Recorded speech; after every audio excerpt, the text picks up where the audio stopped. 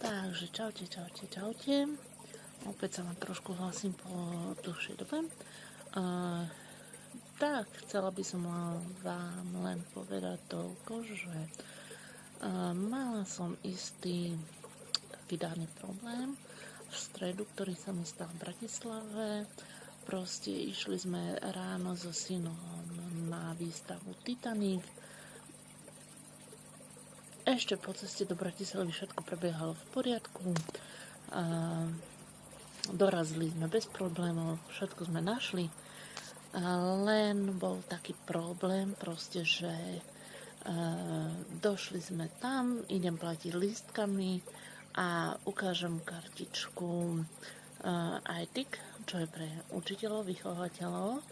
A pani mi zarátala na neho 2 lístky, potom aj na syna teda.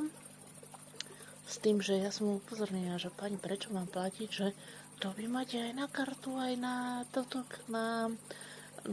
teda, že vy máte 2 lístky ako na seba.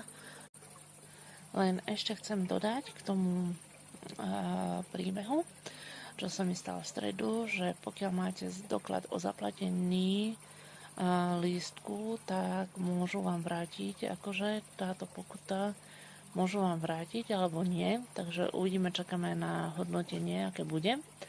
A proste, že tej som im tam napísala, ak by niečomu došlo, majú tam kamery, my systém majú, všetko môžu byť na záznamoch jedno s druhým.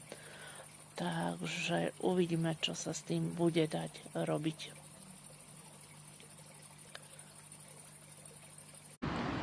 Dobre, takže čaute, po pár dňoch sa vám opäť ozývam, ale už s tým, že relatívne, čo sa týka môjho problému ohľadne pokuty v Bratislave, tak do dnešného dňa sa mi nikto na maili neozval.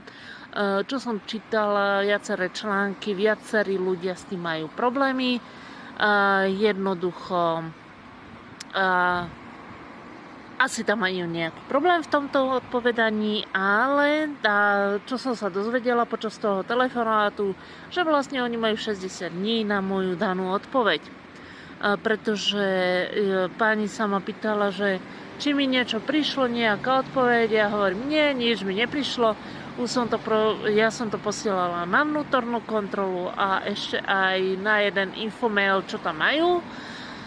Takže tam sa mi, napriek tomu, že bolo písané, že páni, ktoré sú tam, sú ochotné, milé, akože pohodičke po telefonáte, poriešili sme pani takým štýlom, že proste, že mám čakať na